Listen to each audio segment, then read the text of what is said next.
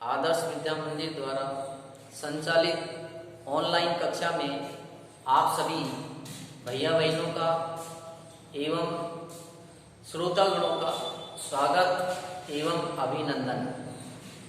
कक्षा अष्टमी, विषय विज्ञान, दिनांक 3 सितंबर 2020, वार गुरुवार, अध्याय 3 सूक्ष्म जीव, मित्र एवं शत्रु।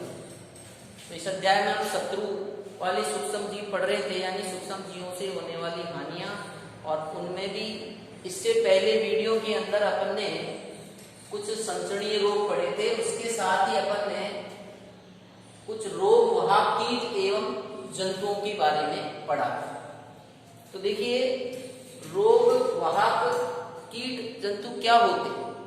तो कुछ ऐसे कीट एवं जंतु होते हैं जो विभिन्न प्रकार के रोगों के रोग कारक सूक्ष्म जीवों को एक स्थान से दूसरे स्थान पर पहुंचा देते हैं। यानी कुछ कीट एवं जंतु ऐसे होते हैं जो रोग कारक मतलब कोई जीवाणु है, बैक्टीरिया है, ये वायरस है, ये रोग कारक होते हैं। और ये रोग कारक सूक्ष्म जीवों को ये कीट और कुछ जंतु हैं जो एक स्थान से दूसरे स्थान पर पहुंचाने का कार्य करते हैं। तो ऐसे कीट जंतु को हम रोगवाहक कहते हैं। तो पिछले वीडियो के अंदर अपने जो रोगवाहक कीट पढ़ा था वो घरेलू मक्खी के ऊपर पढ़ा था, क्योंकि रोगवाहक कीट अपने यहाँ दो है कोर्स में, एक तो घरेलू मक्खी और दूसरा मच्छर। तो मक्खी के ऊपर अपन ने पिछले वीडियो के अंदर पढ़ लिया कि मक्खी से कौन कौन से किस प्रकार के रोग होते हैं और हमें उनके लिए क्या क्या सावधानी रखनी चाहिए भोजन वगैरह में। आज अपन जो पढ़ेंगे इसी के अंदर वो पढ़ेंगे मच्छर। मच्छर के अंदर अपन जो आज पढ़ेंगे, विशेषकर आपने देखा होगा मलेरिया जो रोग होता है, क्योंकि मच्छर भी विभिन्न प्रकार के या मच्छर के काटने से भी विभिन्न प्रकार के रोग हो जाते हैं। जैसे मादा एनाफिलीज मच्छर के काटने से मलेरिया रोग हो जाता है। ऐसे ही डेंगू मच्छर होता है तो मादा डेंगू मच्छर के काटने से डेंगू नामक रोग हो जाता है। तो इनके रोग जनक के बारे में भी हम जानकारी करेंगे, यानी मलेरिया है जो कौन से सूक्ष्म जीव से फैलता है। तो आप सब जानते हैं मच्छर के अंदर एक प्लेज्मोडियम नामक मलेरिया परजीवी होता है, यानी ये मलेरिया परजीवी है, ये सूक्ष्म जीव, उसका नाम क्या है? प्लेज्मोडियम। तो यहाँ थोड़ा ध्यान से सुने, क्योंकि परीक्षा में कई बार आता है तो हम कंफ्यूज हो जाते हैं। अगर वो कहे कि साहब मलेरिया रोग है जो कौन से मच्छर के काटने से होता है, जब तो आप लिखेंगे मादा एनाफिलीज मच्छर के काटने से, ठीक है ना। तो ये इसका एक तरह का क्या होगा, रोग वाहक है, ठीक है। लेकिन वो कहे कि साहब रोग जनक क्या है मलेरिया का, तो रोग जनक में आते हैं सूक्ष्म जीव, तो उसके लिए आएगा प्लेज्मोडियम नामक परजीवी होता है, उसके काटने से होता है।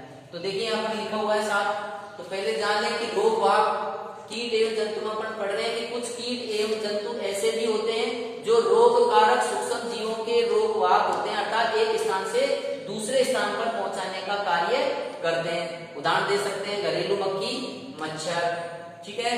आइए देखिए आगे क्या लिख रखा है कि मादा एनाफिलीज मच्छर प्लेज्मोडियम का वाहक होता है। प्लेज्मोडियम क्या है? एक मलेरिया परजीवी है जो मादा एनाफिलीज मच्छर की लार में पाया जाता है। और ये प्लेज्मोडियम जो वायरस होता है, परजीवी जो होता है, ये मादा एनाफिलीज मच्छर के साथ एक स्थान से दूसरे स्थान पर चला जाता है। दूसरा देखिए मादा एडिस मच्छर। ये मादा एडिस मच्छर क्या करती है? ये डेंगू वायरस को एक स्थान से दूसरे स्थान पर ले जाता है, और जैसे ये काटती है तो व्यक्ति के अंदर फिर डेंगू बुखार हो जाता है। आगे देखिए अगला टॉपिक आ रहा है मलेरिया अथवा डेंगू रोग का नियंत्रण, यानी कि मलेरिया रोग से और डेंगू रोग अगर हो जाए तो उससे रोकने के क्या उपाय हैं, यानी उसके नियंत्रण के उपाय। तो देखिए कोई भी बीमारी हो तो उसको नियंत्रण के जो उपाय हैं, यानी बचाव जो होते हैं वही ज्यादा अच्छे रहते हैं, श्रेष्ठ रहते हैं। तो आप सभी जानते हैं कि मलेरिया रोग के बारे में हो चाहे डेंगू रोग के बारे में, ये दोनों ही मच्छर होते हैं। और मच्छर जो होते हैं वो ज्यादातर कहाँ पर पनपते हैं? जल में, यानी मच्छर हैं जो जल से ही पैदा होते हैं, जल पर ही होते हैं ज्यादातर, और विशेषकर कौन से? रुके हुए पानी के अंदर। क्यों? क्योंकि मादा एनाफिलीज मच्छर हो चाहे डेंगू हो, ये जो मच्छर होते हैं ये क्या है, स्थिर पानी में अंडे देते हैं, यानी बहते हुए गति पानी में अंडे नहीं देते हैं। तो ऐसी स्थिति में सबसे पहले तो हमको क्या करना चाहिए कि जहां भी रुका हुआ जो पानी होता है उस पानी को अपन क्या करें कि उसको मिट्टी डाल करके उस गड्ढे को भर देना चाहिए और उस स्थान पर शुष्क हो जाना चाहिए, यानी कि वहां पर पानी नहीं रहना चाहिए। दूसरा अपन को क्या करना चाहिए, जैसे इन दिनों में अपने जैसे कूलर है, टायर हो सकते हैं या फूलदस्ते वगैरह हैं, ऐसे स्थानों पर भी पानी भरा रहता है। फ्रीज वगैरह देखें, उसके नीचे की जो ट्रे होती है उसमें भी पानी भरा रहता है। ऐसे ही कूलरों के अंदर भी होता है, टंकियां हैं, सिंक हैं, टायर, इनके अंदर है जो पानी भरा रहता है। और इनके अंदर विशेषकर कौन से मच्छर जो होती है या डेंगू जो मच्छर का जो होता है वो अंडे वहां पर दे देती है। तो ऐसे स्थान पर पानी है जो वहां से हटा देना चाहिए या खाली कर देना चाहिए। साथ ही हमको विभिन्न प्रकार के नीम के पत्ते आदि का धुआं कर देना चाहिए। मिट्टी का तेल या डीडीटी वगैरह ऐसे स्थान पर छिड़कें ताकि इनके लार्वा वगैरह नष्ट हो जाएं, जिससे मच्छर पैदा ही नहीं होंगे। ठीक है ना। तो इस प्रकार से हम मच्छर का नियंत्रण, मलेरिया रोग का नियंत्रण कर सकते हैं। तो देखिए लिखा है मलेरिया अथवा डेंगू रोग का नियंत्रण क्या है कि मच्छर उत्पन्न होने का मुख्य कारण जल होता है। हमें पानी को कहीं भी रुका नहीं रहने देना चाहिए। कूलरों, टायरों एवं फूलदानों, टंकी, सिंक इत्यादि में कहीं भी जल को एकत्रित यानी इकट्ठा नहीं होने दें। अतः अपने आसपास के स्थानों को स्वच्छ एवं शुष्क रख करके हम मच्छरों को पैदा होने से रोक सकते हैं। तो ये हमारे मलेरिया अथवा डेंगू रोग का नियंत्रण के बारे में बात की। ठीक है ना। मच्छरदानी का भी आप प्रयोग कर सकते हैं, ऑल आउट का, गुड नाइट का भी आप प्रयोग कर सकते हैं। अगला बिंदु आ रहा है जंतुओं में रोग का कारक जीवाणु। क्या जंतुओं में जो रोग होते हैं जीवाणु जन्य भी होते हैं क्या? जीवाणु के द्वारा भी कुछ ऐसे रोग होते हैं जो मानव में और पशुओं में हो जाते हैं। तो आपने देखा होगा कि मानव के अंदर भी एक बीमारी कर देता है जीवाणु, उसका नाम है एंथ्रेक्स। और यही जीवाणु जो एंथ्रेक्स होता है वो जंतु यानी पशुओं में भी कर देता है। तो पशुओं के अंदर और मानव के अंदर एक एंथ्रेक्स नामक बीमारी हो जाती है।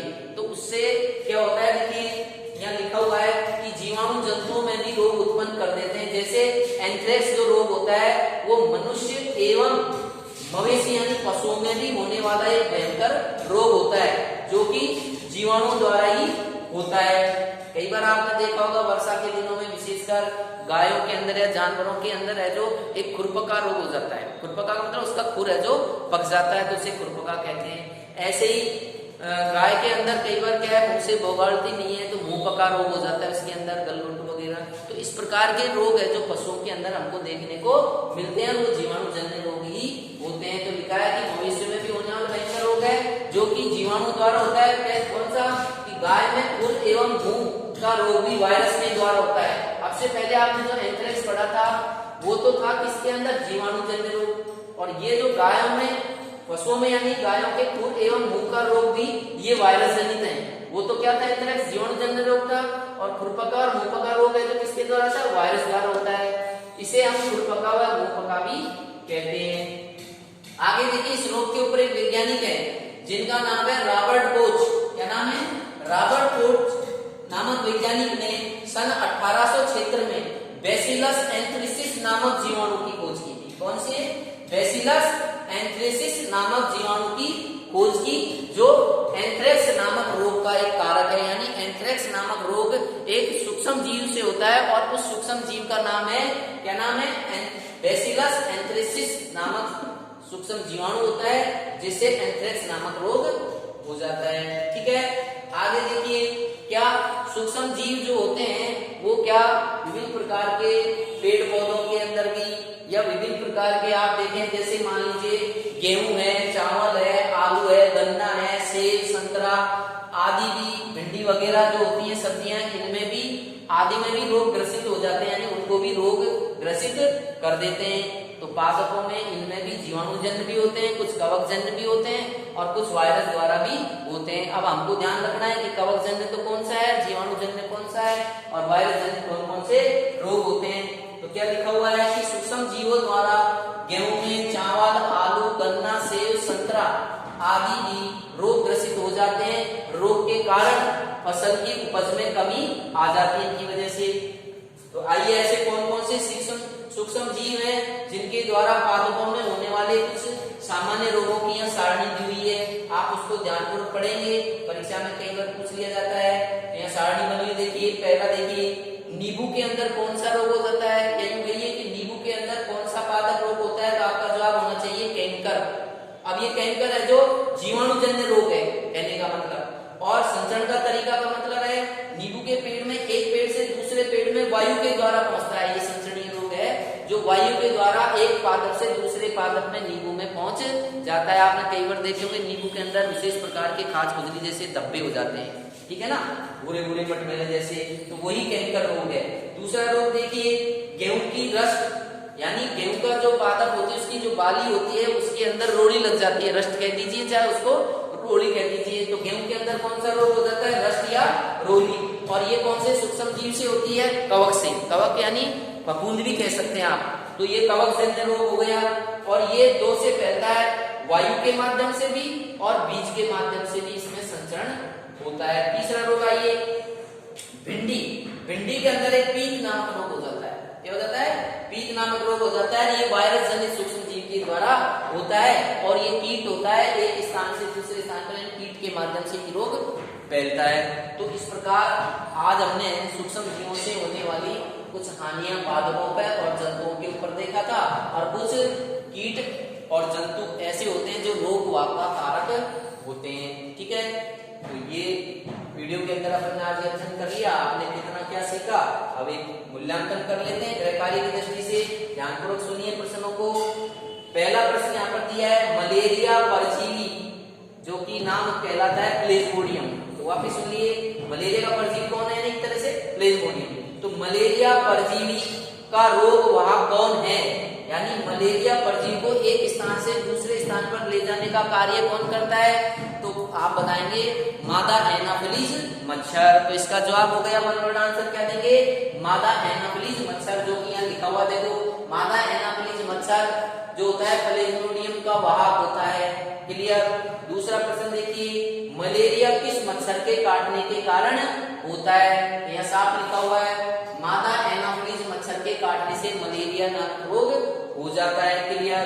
तीसरा देखिए मादा एडीज मच्छर कौन से रोग के वायरस का रोग वाहक होता है, तो यहाँ साफ लिखा हुआ देखिए, तो डेंगू रोग के वायरस का वाहक होता है, लिखा हुआ है ना, मादा एडीज मच्छर डेंगू के वायरस का वाहक होता है, तो आप लिख देंगे डेंगू के वायरस का वाहक होता है। नेक्स्ट क्वेश्चन देखिए चौथा, एंथ्रेक्स रोग का रोग कारक क्या है, यानी एंथ्रेक्स रोग है जो कौन से सूक्ष्म जीव के द्वारा होता है, तो यहाँ भी हमने पढ़ा था रोग कारक का नाम है देखो बैसिलस एंथ्रेसिस नामक जीवाणु, ये इसका रोग वाहक है, ठीक है। अगला देखिए पांचवा, बैसिलस एंथ्रेसिस नामक जीवाणु की खोज किसने व कब की थी, तो यहाँ पर हेडिंग डला हुआ है, देखो ये साफ दिया हुआ है बिंदु के अंदर, रॉबर्ट कोच ने, कौन ने दी थी, रॉबर्ट कोच ने दी थी, कब की थी, 1876 में। तो ये जवाब आपका क्लियर हो गया।